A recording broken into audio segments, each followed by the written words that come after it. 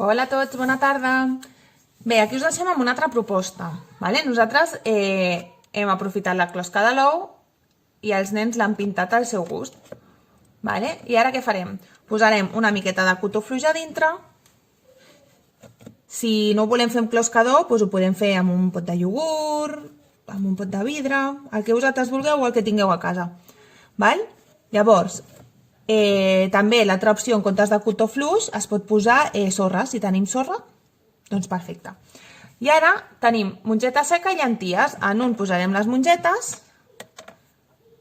aquí dintre, i a l'altre posarem les llenties. Mira, ho farem així.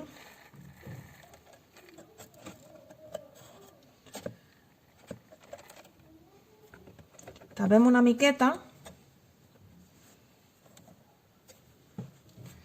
I ara es tractarà de que cada dia tirem una miqueta d'aigua, que el cotó estigui sempre humit. A veure què passarà. I si aneu mantenint el cotó fluix o la sorra humida durant cada dia, què passa? Que s'obren les llavors i creix la planteta.